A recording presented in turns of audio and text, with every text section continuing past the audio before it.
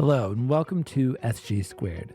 Steve Gladen pulls from his over 25 years of experience to encourage and equip listeners like you to lead small group ministry.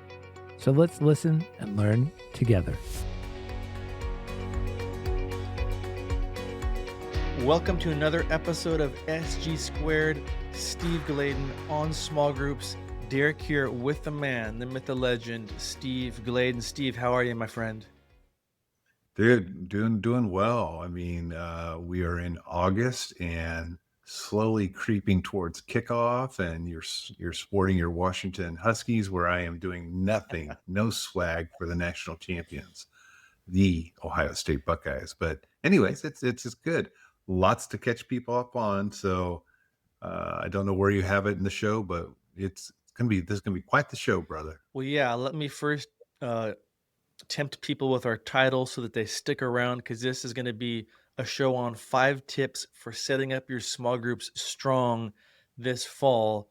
So you're not going to want to miss Steve's 5 steps. But Steve, this is the first time you and I have gotten together since your latest earth-shattering breaking news. So to everybody who hasn't heard or seen the social media announcement, break this down for us. Dude, well, actually, there were two that were floating out there towards the end of July, or probably in the middle of July. I had a post all through social media. I actually decided to step away from Saddleback Church, which is super crazy. I mean, all along, I knew I was going to be there to help Rick finish well, hire our new guy as one of the elders of the church, wanted to hire the right person, and then help him transition in. And I figured that transition would slide through and I'd retire at Saddleback. But God started laying it on my heart and Lisa's heart, more importantly, that as I've spent 35 years in the local church, what is that? Almost 28 of those at Saddleback, doing just small groups. Coming out with a student pastor role and then heading into the small groups environment for 35 years in the local church. Lisa and I were trying to just to pray about things and next steps, and God has been opening and closing different doors and stuff like that. And it just was super obvious for us to take that step and to spend our last 5 years working more in the global church. Now, I've done a lot of global conferences, pre-show, Eric. Derek and I were just talking about, all the countries we both have been in, and I'm going to Spain in the fall for my 44th country that I've been in and around the world, and just enjoyed stuff. But when I'm talking about the global aspect, the last 5 years is that it's kind of teeing into an episode we just did on August 1st. But what that is that we're going to spend these last 5 years working and developing the small group network to tee it up so that beyond me, there will be this network of people that will help you connect relationally, resource you strategically, and impact you globally. And we unpack that all in the August 1st show. And so I'd encourage you to jump back if you don't know what we're talking about. But yeah, the two big announcements: leaving Saddleback, a church I thought I would retire at. God had other plans. And who would have thought at 64, I would take a network that has just been a fun thing to do here and there, and make it stand on its own and do its own 501c3. It's just a crazy, crazy journey that Lisa nor I thought it'd be around. And when you listen to the show, you'll understand we're asking everyone to kind of jump in and help out in a little bit of a different way. So more about that in the show that's already aired. But this show, we want to help set you up for the fall and get you going. Wow, wow, wow. I know, isn't that crazy? I'm just like going, whoa.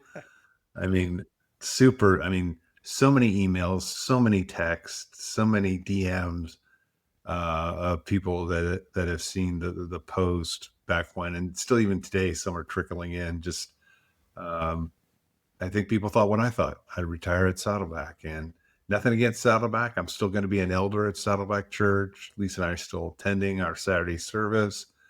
But Derek, you know my big dilemma is with this move. You Yeah, want to what's know? that? Do I get NFL red ticket, or was it prime time? What is it? NFL what? Do you know Yeah, what it is? yeah. God, I got to tee this up better, but I didn't. There's some NFL pass, and so since I'm always at church on Right. Sunday, it's like, why pay for a pass when I don't need it? But college football's where it's at anyway. Okay, I So mean, we yeah, figure it's out just there's so NFL. many things in my head that we don't have time to talk about, but Steve Gladen not at Saddleback is almost just hard to fathom.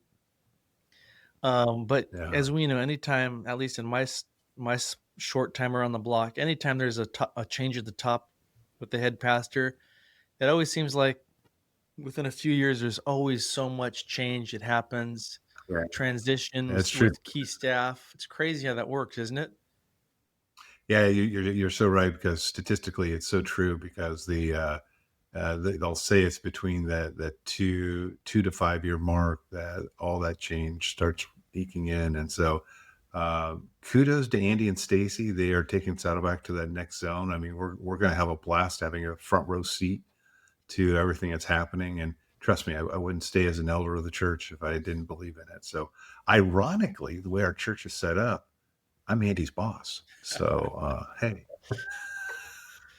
Oh man, that's great. Well, and then what are you gonna literally having been at Saddleback for what, almost 25 years?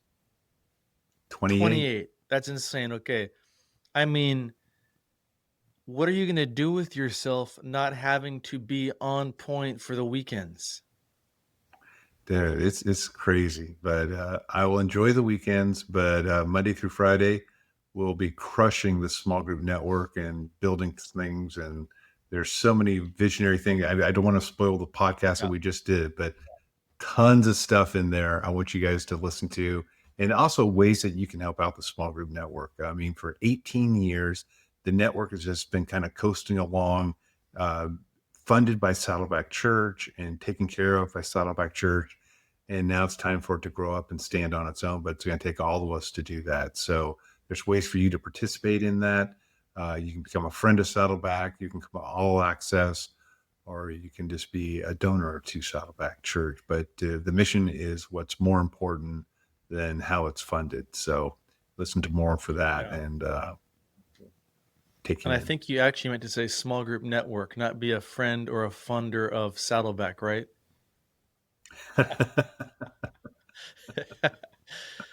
I'm all for the local church, man. I wouldn't have given 35, almost 38 years of my life to the local church. Yeah, it's amazing. Well, for everybody that missed the previous episode before this, go back and listen to it so you got everything dialed in that Steve's saying. And now let's get into 5 tips for setting your small groups up strong for the fall, because fall is where it's at in small group ministry, right, Steve? Yeah, the season really does start in the fall. Obviously, discipleship is a 365, 24/7 aspect of our lives, but there are different onboarding points that just fit in the cultures.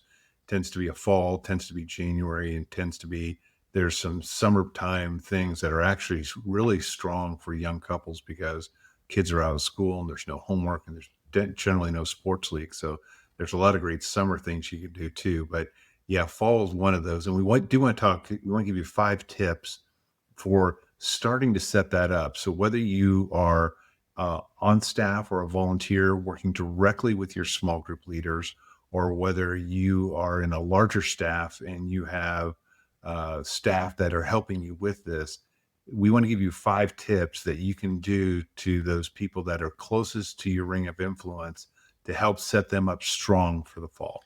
Well, let's get into number 1. If you're taking notes, write this down.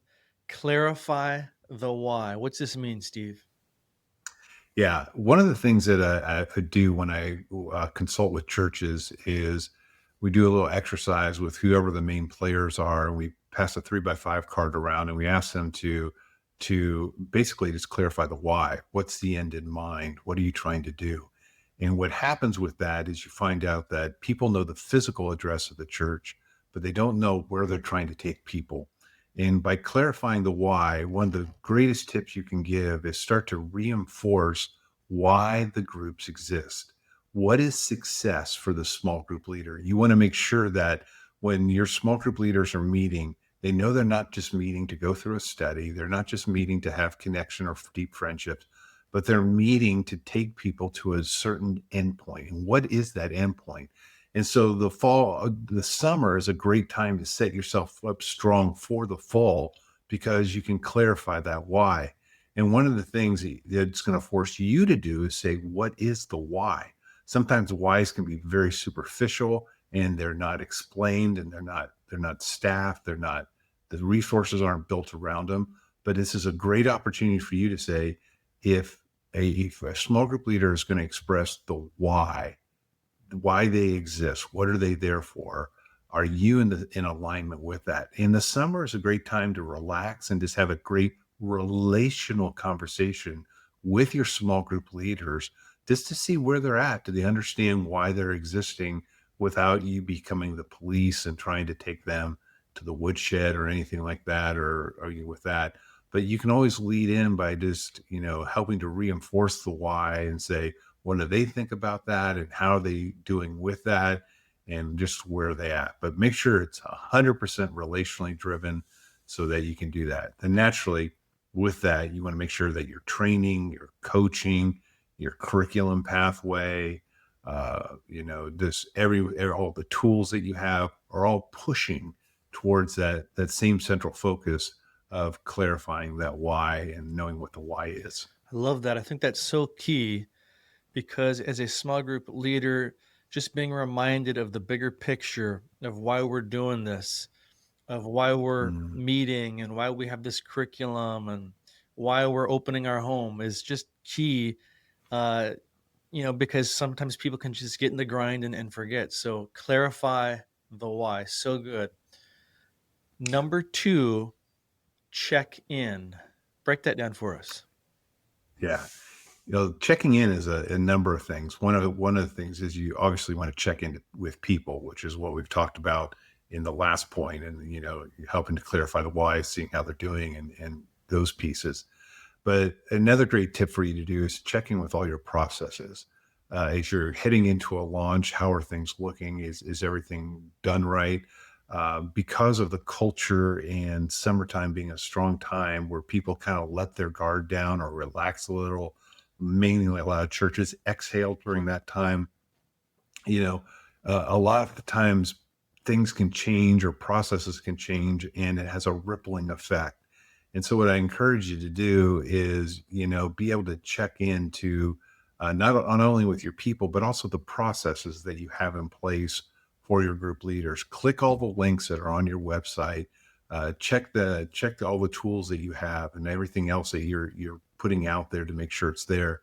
Make sure the training materials are all in stock. Make sure that everything's printed. Make sure you're ready to go. Have you submitted dates? Are you doing a refresh? Are you doing a rally? Whatever it is you're doing as you're heading into the fall launch time is check in with all those processes. Don't assume anything.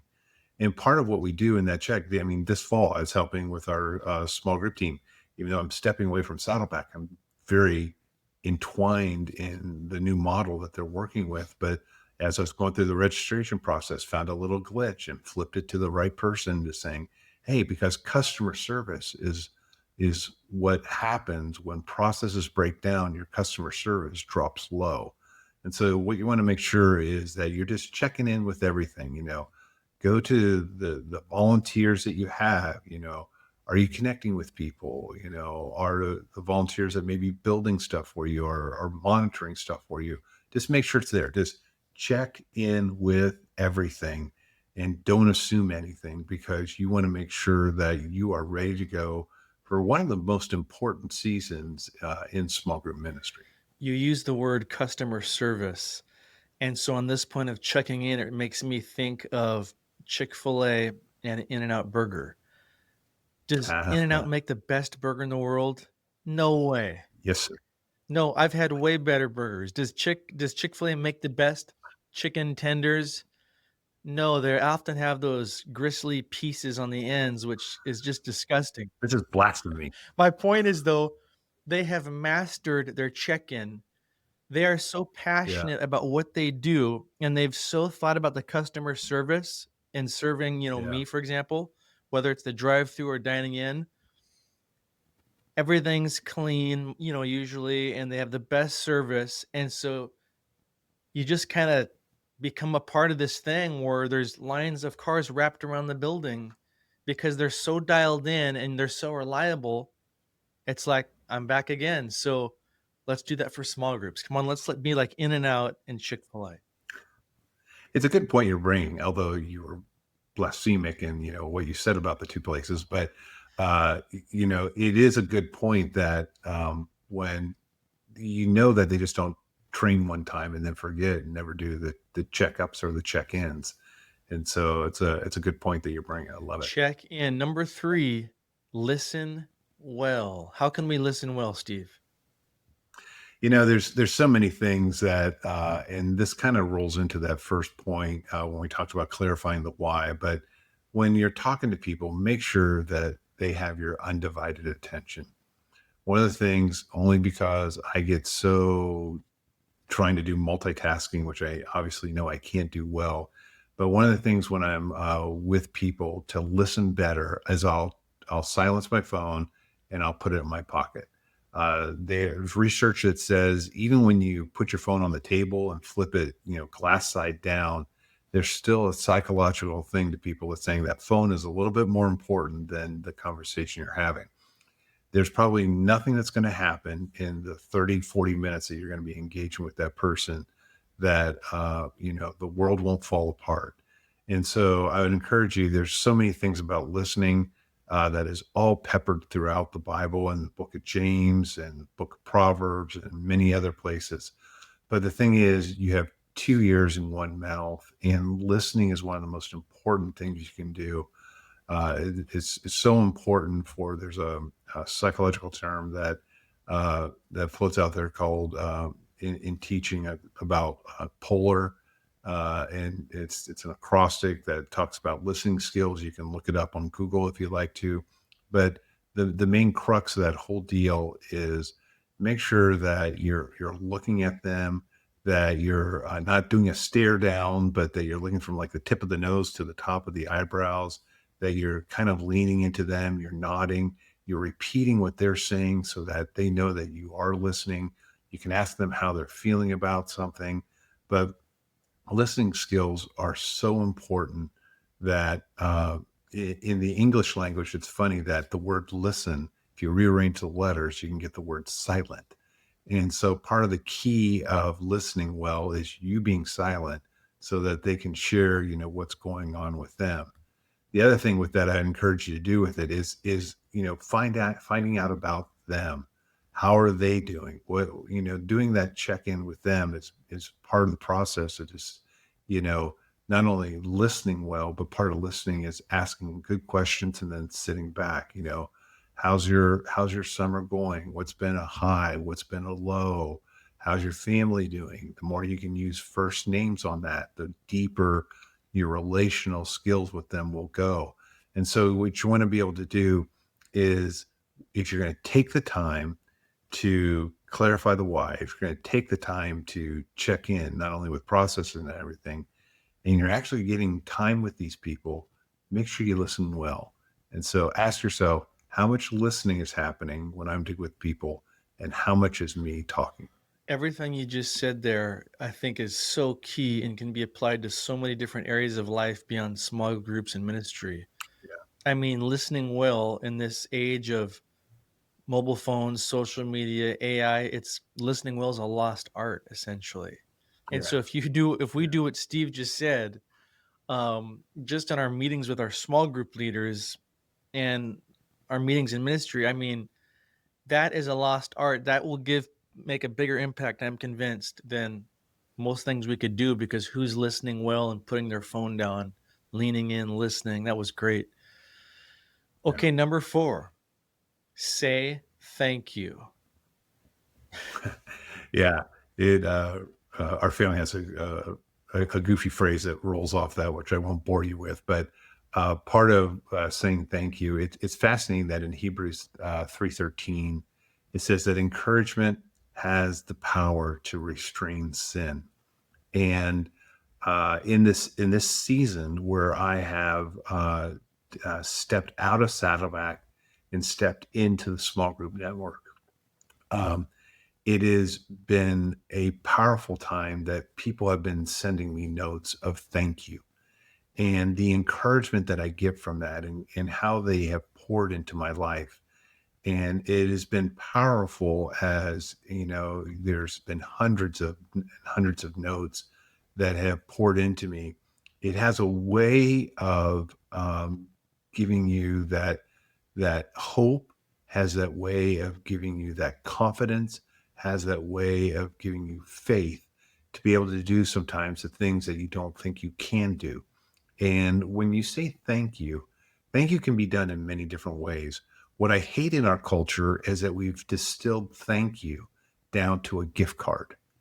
And, hey, here's a $5, a $10 coffee gift card, enjoy it on us. And although that's very nice, and I'm sure it means something to the people, but being able to give words of appreciation, of thank you to people, will go so much further. And I know you can't do it every time that you see them, but there's different degrees of thank you that you can give people. And so just make sure that uh, I've noticed in culture that the pendulum has swung so much to what can I give you that is very materialistic, tchotchke type of things, or gift cards and things like that, that we've missed the capability just with a simple thank you. And so as we're going through this, one of the tips I would give you is learn how to give encouragement. One of the things that Rick taught me early on, he always challenged the staff when you're on the patio with people, is give people a look, a word, and a touch. And the look is look them in the eye. The word is that encouragement, that thank you, whatever they're doing.